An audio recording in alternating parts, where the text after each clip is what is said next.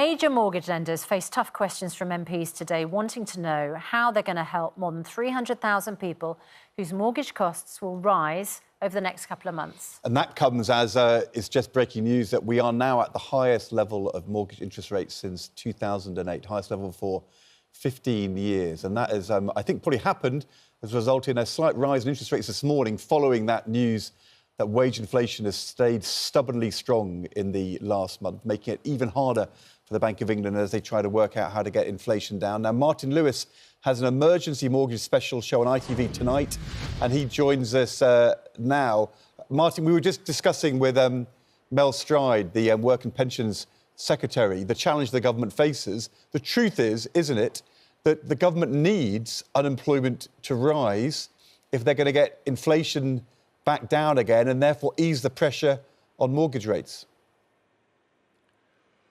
Well, the problem is everything seems to go counter-logical at the moment. The interesting thing about mortgage rates going up is it's not some accidental byproduct of trying to fight inflation. It is actually the way, one of the core ways that they're trying to fight inflation. The orthodox economics says you put interest rates up to take money out of society. You do that in two ways. You have to squeeze borrowers, which primarily means mortgage holders, and you have to squeeze them tight so they spend less, and you're supposed to encourage saving, which hasn't been going as well. So, I mean, you talk about record rates. I mean, we need to just think about what this means. For somebody coming off a 2-year fixed rate mortgage, moving to a 2-year fix now, they're going to be paying roughly £200 a month more per £100,000 of outstanding mortgage. And in some cases, say if you're interest only, it'll be very substantially more than that.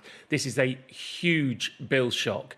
And it is very difficult to square what's going on. You know, I've met the Chancellor about what mortgage help is available, but much of it's sort of counterproductive to the inflation tactics. You can't, but if you bail out mortgage holders, which is what some people have talked about, well, the orthodox economics says that's self-defeating because you're trying to squeeze mortgage holders. Now, I've got the Chancellor on the show tonight. I'll be putting people's questions to him and asking him some of my own as well. And I want to know where he thinks interest rates are going to go and what room he's possibly got to help people who are finding it absolutely unaffordable when they come off their fixes or they're already on variable rates and they simply can't pay their mortgage. You know, which comes first, the economy or the individual? And just picking up one thing you just said there, and I know you're going to be careful about giving direct advice, but right now, if I was coming off a fixed mortgage and was thinking to myself, what shall I do?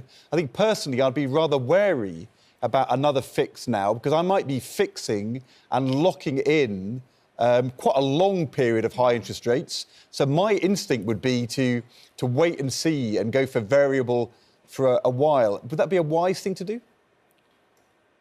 There just is no answer to that question. I'll have a panel of specialists and we'll be talking about that when we're on the show tonight, trying to work a way through it. But the honest truth is, if you look at what the market's predictions are for interest rates, we're currently at UK base rates of 5%. The consensus is they'll rise up somewhere to 5.5% to 5.75%, although some outliers are predicting it'll be as much as up to 7%. And it'll stay that way till the end of 2024, roughly, and then it will start to come down. So if you look at that, rates could possibly get higher than they are right now. We have this really interesting thing, I'm so getting a bit technical here, but called an inverted yield curve at the moment. And what that means is normally short-term interest rates are normally cheaper than long-term. But if you look right now, a 5-year mortgage is cheaper than a 2-year mortgage and a 10-year mortgage is cheaper than a 5-year mortgage because they predict in the long-term interest rates are going to come back down. So, you know, there's certainly value in fixing longer or relative value in fixing longer at the moment. I do worry about the concept, and I've had people say to me, I'm going to wait until rates go back to normal. And I think that's a really dangerous thing to say. What is tough for anybody under, say, the age of 35 to understand is the last 15-odd years, you know, from 2007 onwards, of super low interest rates. That's the anomaly. If you look in a historic context, where rates are now is the normal. That's what we had roughly for the prior 300 years. We've now had a 15-year anomaly. So there is no guarantee that interest rates will drop down to those super low levels. Now, that is not the same as me saying they won't, but you can't say they must. And many people say to me, when they go, well, there's no when, it is only an if. And so I tend to think the best thing you can do is look at your own finances. If there's a fix out there that you can afford, and I know many people won't be able to, and it gives you surety that you know exactly what you're going to pay, and that surety is most important to you than fix. If you've got room to pay the variable rates for a few months, then you might want to do that, but there is a risk things will get more expensive. Now, one of the advantages here is this mortgage charter that's been brought in. Now, most of its terms don't really come in until August, but one of them came in yesterday on the 10th of July. And that is, you now have a right, with most of the banks that have signed up, to get a product transfer, which is where you move your deal with the same bank and get a new mortgage deal 6 months in advance.